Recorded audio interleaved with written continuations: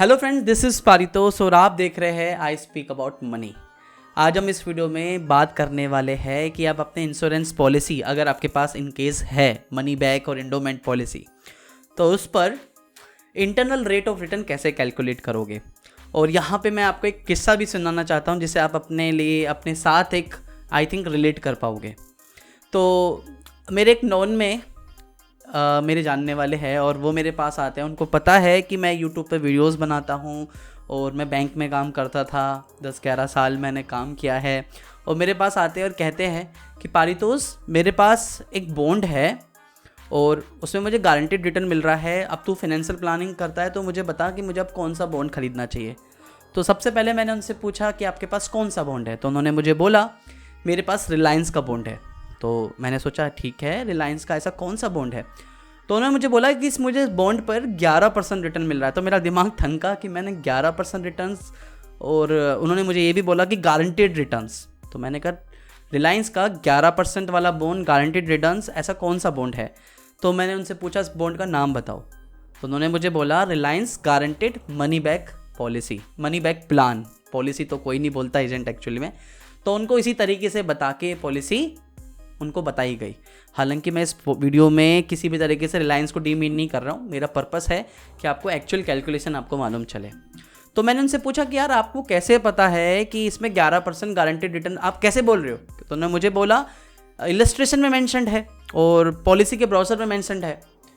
तो मैंने कहा 11% मेंशन्ड है। तो कहना नहीं, 11% मेंशन नहीं है, लेकिन कैलकुलेशन के हिसाब से 11% रिटर्न बैठता है। तो मैंने उनसे बोला कि यार ये कैलकुलेशन ऐसे कैसे 11% बैठती है, ज़रा मुझे बताओ, क्योंकि कोई भी money back policy, endowment policy 11% return दे सकती है, ये इम्पॉसिबल है, मतलब ऐसा होता नहीं है। हालांकि एजेंट कुछ भी बोल रहा हो क्योंकि पॉलिसी सेल करनी है। तो मुझे बताओ कि तुम्हें कैसे लग रहा है कि 11% है, क्योंकि वो अपनी बात पे अड़े हुए थे और मैं अपनी बात पे अड़ा हुआ था कि मैंने ऐसा नहीं होता। कहना नहीं, उन्होंने पॉलिसी ब्राउज़र में मेंशन्ड है। तो एक्चुअल में क्या था कि जब देखो मनी बैक पॉलिसी में क्या होता है कि आपका एक पॉलिसी टर्म होता है। मैं उन्हीं के इलस्ट्रेशन पर आपको समझाने वाला हूँ, और ताकि आप भी यूज़ में ले सको, आप भी कैलकुलेट कर सको अगर आपके पास पॉलिसी, और इनकेस अगर फ्यूचर में सोच रहे हो। तो उनकी 15 साल की पॉलिसी टर्म था, प्रीमियम पेइंग टर्म था 10 साल का। 11 साल से लेकर 15 साल तक उनको एक मनी बैक बेनिफिट मिलने वाला था, लास्ट में लॉयल्टी एडिशंस मिलने वाले थे और कुछ मैच्योरिटी बेनिफिट मिलने वाला था। तो मैंने ठीक है, तो उस प्रोडक्ट के बारे में मैंने डिटेल में पढ़ा। तो उस प्रोडक्ट में एक्चुअली मैच्योरिटी बेनिफिट मिलते हैं, लॉयल्टी एडिशन मिलते हैं, प्लस सम एश्योर्ड मिलता है। लेकिन जब मैंने उनकी कैलकुलेशन शीट देखी तो उस कैलकुलेशन शीट में जो एजेंट ने उनको दिखाया हुआ था, एजेंट ने उनको जो बताया हुआ था कि आपको पहले मनी बैक बेनिफिट्स मिलते हैं, फिर आपको आपका लॉयल्टी एडिशंस मिलते हैं जो भी एक्रूड होता है, बेसिक सम एश्योर्ड पे एक्रूड होता है, प्लस आपको मैच्योरिटी बेनिफिट मिलता है। मैच्योरिटी एडिशन अगर 15 साल की पॉलिसी है तो कुछ 20%, 15% of your basic sum assured, 20 साल की है तो 20% of your basic sum assured. वो एक एट द एंड फाइनल 15 साल के एंड में आपको मिलेगा, 15वें साल में आपको फाइनल वैल्यू मिलेगी। प्लस उसके अलावा जो एजेंट है उसने एक और ऑप्शन ऐड किया था, बेसिक सम एश्योर्ड। दोबारा लोग यही गलती करते हैं। मनी बैक पॉलिसी में जो भी आपका जो मनी बैक बेनिफिट मिलता है वो आपके बेसिक सम एश्योर्ड का होता है। वो 4 पार्ट्स में आपका सम एश्योर्ड आपका इंस्टॉलमेंट्स में आपको पे हो जाता है मनी बैक पॉलिसीज में। आपके 11वें साल, 12वें साल, 13वें साल, 14वें साल, 15 साल, अभी इलस्ट्रेशन में आपको वीडियो में दिखाऊंगा। उसके अलावा सम एश्योर्ड उन्होंने एक एक्स्ट्रा एडिशन करा कि जितना बेसिक सम एश्योर्ड था वो भी प्लस 8 लाख के करीब का वो दोबारा एडिशन कर दिया। उसके हिसाब से उनकी 11% की कैलकुलेशन बैठ रही थी। हालांकि मैं अभी अब एक्सेल पे चलते हैं और जो पॉलिसी का बेसिकली इलस्ट्रेशन है वो समझने की कोशिश करते हैं और आप इसे अपने हिसाब से रिलेट कर पाओगे, अपनी पॉलिसी के हिसाब से रिलेट कर पाओगे। ये ध्यान रखिए, एक समय था जब मैं when I was doing in job in bank, ठीक है, और आज से 10 साल पहले, और ये हमेशा से प्रैक्टिस रही है खासतौर से बैंक्स की, बैंक मैनेजर्स की, रिलेशनशिप मैनेजर की। इलस्ट्रेशन एक ऐसा पेज होता है जो आईडे बोलता है कि इलस्ट्रेशन के पेज पे साइन कराना होता है। अगर आप कोई भी इंश्योरेंस पॉलिसी लेते हो तो बिना इलस्ट्रेशन के पेज पर साइन किए आप पॉलिसी नहीं ले सकते हो, पॉलिसी इशू नहीं होगी। लेकिन एजेंट हमेशा आपको इलस्ट्रेशन के पेज पे साइन कराने तो या तो बचेगा, या आप उसे ढंग से देखोगे नहीं, या आप उसे पढ़ोगे नहीं या समझोगे नहीं, सबसे बड़ी बात। लेकिन इलस्ट्रेशन के पेज पे पूरी तरीके से मेंशन होता है कि आपको कितना आप रिटर्न एक्सपेक्ट कर सकते हो इस पॉलिसी से, इस इन्वेस्टमेंट प्लान से, जिसे आप गारंटेड इन्वेस्टमेंट प्लान बोलते हो। सब कुछ इलस्ट्रेशन में दिया होता है। तो कभी भी अगर इनकेस आपने पॉलिसी पहले कभी ली हो तो देखिए कि इलस्ट्रेशन के पेज पर आपके साइन है या नहीं है। तो प्लान में चलते हैं और देखते हैं। तो यहाँ पे देखो ये रिलायंस गारंटीड मनी बैक का ब्राउज़र है बेसिकली। तो आप देखेंगे पॉलिसी इसमें जो कुछ क्या क्या एडिशन है मैं वो बता देता हूँ। गारंटीड मैच्योरिटी एडिशन में पॉलिसी टर्म है आपका 15 साल, तो आपको गारंटीड मैच्योरिटी एडिशन मिलता है as a percentage of basic sum assured 15%। अगर आपकी 20 साल की पॉलिसी टेन्योर है तो 20% आपका होता है।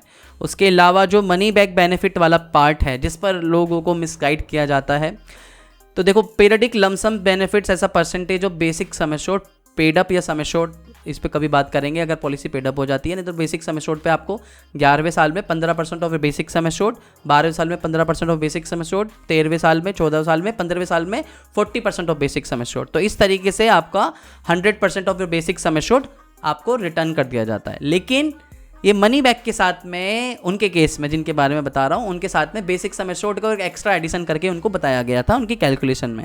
इसके अलावा जो मैच्योरिटी एडिशंस होते हैं जो मैंने बता दिया 15-20%, लॉयल्टी कुछ एडिशंस होते हैं तकरीबन 40% होते हैं जो हर साल 2% और फिर बेसिक सम एश्योर्ड होते हैं। पूरा मिला के वो तकरीबन अगर 20 साल की पॉलिसी है आपकी तो 40%, इस तरीके से कैलकुलेट होता है। तो देखो भाई ये इलस्ट्रेशन पेज है। जैसे मैंने बताया कि हर पॉलिसी के डॉक्यूमेंट्स पे बॉन्ड्स पे आपको इलस्ट्रेशन पेज मिलेगा। उनकी एज 35 ईयर्स के आसपास थी। प्रीमियम पेइंग टर्म उनका 10 साल था, पॉलिसी टर्म उनका 15 साल था। 10 साल प्रीमियम पे करना था। उनको बोला गया 1 लाख रुपए, लेकिन 1 लाख नहीं होता, 1 लाख प्लस जीएसटी वीएसटी मिला के 1,05,000 के आसपास का होता है। तो आपकी जब बेसिक इलस्ट्रेशन कुछ इस तरीके की दिखती है कि आपने पहले से 35वें साल में आपने 1,05,000 पे किया, 36वें में किया, हर साल आप प्रीमियम पे कर रहे हो। 11वें साल में आपका 15% ऑफ बेसिक सम एश्योर्ड, तो वो आपका जो बेसिक सम एश्योर्ड है इस प्लान में वो तकरीबन बेसिक सम एश्योर्ड है 8,99,147। सम एश्योर्ड ऑन डेथ जो मिलता है वो 10 लाख होगा, लेकिन बेसिक सम एश्योर्ड पर जो बेसिक सम एश्योर्ड होगा पूरी कैलकुलेशन जिस पर होगी वो 8,99,147 पे होगी। तो इस केस में उसका 8,99,000 का जो आपका 15% है वो 1,34,872 है, फिर 1,34,872 ये एक्सेल पे दिखाऊंगा हालांकि मैं आपको।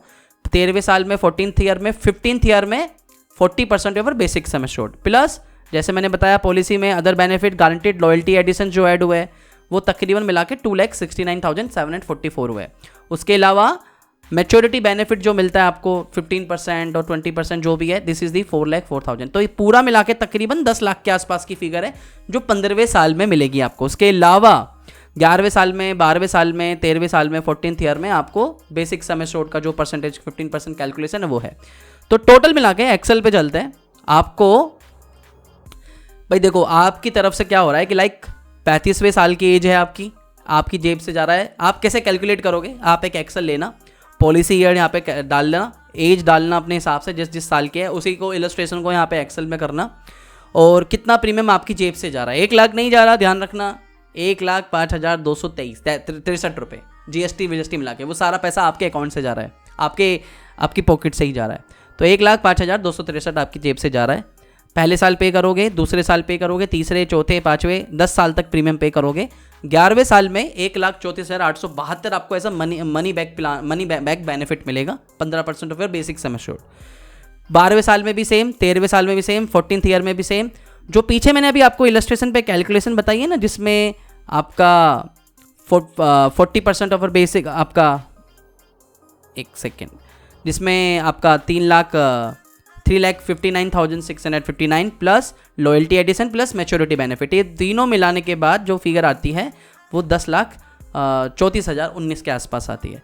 इसको कैलकुलेट करने के लिए IRR को कैलकुलेट करने को कुछ नहीं करना है आपको यहाँ पे ये फॉर्मूला लगाना IRR एक्सेल पे डालोगे, देन इसको सिर्फ स्ट्रेच करना एंड दैट्स इट, इसको ब्रैकेट को क्लोज करना, दैट्स इट। तो आपका ये रफली फिगर आएगा 4.68।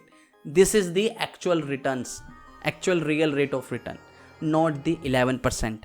अगर इन केस मैं इसमें मान लीजिए बेसिक सम एश्योर्ड जो पॉलिसी में बताया जाता है, ज़्यादातर झूठ बोला जाता है, यही झूठ बोला जाता है, इसलिए वीडियो में मैं आपको बता रहा हूँ। 8,99,147 जो एक एक्स्ट्रा ऐड किया जाए 33,116 ऐसे डाल देते हैं तो तकरीबन 9.65 का % का ये एक्चुअल कैलकुलेशन दिखाई जाती है। मतलब एजेंट आपको बोलेगा कि basic sum assured plus addition हो गया, हालांकि मनी बैक प्लान्स में आपका जो मनी बैक बेनिफिट मिलता है वो आपके बेसिक सम एश्योर्ड का मिलता है, वो आपको डिस्ट्रीब्यूट कर दिया जाता है, लेकिन उसको दोबारा एडिशन नहीं करना होता। और पॉलिसी की डॉक्यूमेंट में ये मेंशन होता है कि आपको सम एश्योर्ड वापस मिलेगा। जैसे आई थिंक आपको स्क्रीन पर दिख भी रहा होगा कि यहाँ पे भी मेंशन है कि loyalty addition, maturity benefit addition plus sum assured आपको वापस मिलेगा। तो लोग इसी चक्कर में कि ब्रोशर में लिखा है एंड देन वो सोचते हैं कि शायद बेसिक सम एश्योर्ड आपको दोबारा मिलेगा, उसको दोबारा काउंट करते हैं और इस तरीके से पॉलिसी मिस सेल की जाती है। लेकिन आपको एक्सेल पे कैलकुलेट करना चाहिए कि एक्चुअल में आपका IRR रिटर्न कितना है। 9 है, 10% या 11% नहीं होता। ज़्यादातर जितने भी इंडोमेंट पॉलिसी और मनी बैक पॉलिसी उसमें आपको 4, 4.5, 5% ही रिटर्न मिलता है, चाहे कोई सी भी पॉलिसी ले लीजिए। मैं यहाँ पे रिलायंस को डीमीन करने की कोशिश नहीं कर रहा हूँ, मैं सिर्फ यहाँ पे आपको क्रॉस सेलिंग का जो ये जिस तरीके से बताया जाता है, एजेंट आपको बताता है, उससे मैं आपको एक आगाह करने की कोशिश कर रहा हूँ। मैं कोशिश कर रहा हूँ कि आपको पास सही इन्फॉर्मेशन जाए। ये ध्यान रखिए, कभी भी कोई इंश्योरेंस पॉलिसी है आपके पास तो उसकी इलस्ट्रेशन आपके लिए सब कुछ है। कुछ देखे ना देखे, इलस्ट्रेशन ज़रूर देखिए कि आपकी इलस्ट्रेशन पे कैलकुलेशन कैसे है, उसको एक्सेल पे बैठ के कैलकुलेट कीजिए। ये बताने का रीज़न इसलिए है कि आपने सोचा 11% मुझे रिटर्न मिलेगा और आपने अपनी फाइनेंशियल प्लानिंग उस तरीके से प्लान करी कि भाई 11% के हिसाब से मेरा इतना कॉर्पस मुझे मिलेगा, लेकिन एट द एंड आपको सरप्राइज़ मिलता है एंड देन आपका जो फाइनेंशियल गोल है वो कंप्लीट ही नहीं हो रहा बिकॉज आपकी गलती की वजह से। तो अभी अगर आपके पास कोई भी पॉलिसी है उसको कैलकुलेट कीजिए। एक्सेल पे इस तरीके से IRR कैलकुलेट होता है जिस तरीके से मैंने आपको बताया, जितना भी आई थिंक आप लोगों को समझ में आया होगा। और अगर इन केस कुछ भी आपके फाइनेंशियल गोल में, फाइनेंशियल प्लानिंग में कुछ भी गैप हो रहा है, उसको टाइम आ चुका है फिल करने का, अब गलती नहीं करनी है। तो आज वीडियो बनाने का ऑब्जेक्टिव यही था कि ये जो बेसिकली जो मैंने आपको बताया, ये बेसिकली मेरे साथ में सच में ऐसा हुआ है कि कुछ लोगों ने जो नॉन में ऐसा उन्होंने गलती करी और आप में से भी काफ़ी लोग हो सकता है करते होंगे। तो आई थिंक ये वीडियो पसंद आई होगी। अगर ये वीडियो पसंद आई है तो वीडियो के जो लाइक का बटन है लाइक ज़रूर कीजिए, चैनल सब्सक्राइब कीजिए और बेल आइकन पे क्लिक कर लीजिए क्योंकि मेरी अब मैं डेली ही वीडियो बना रहा हूँ। तो फाइनेंशियल प्लानिंग को लेकर हम काफ़ी सारी वीडियोज़ बना रहे हैं। फिर मिलेंगे नई वीडियो में, तब तक के लिए धन्यवाद। वंदे मातरम, जय हिंद।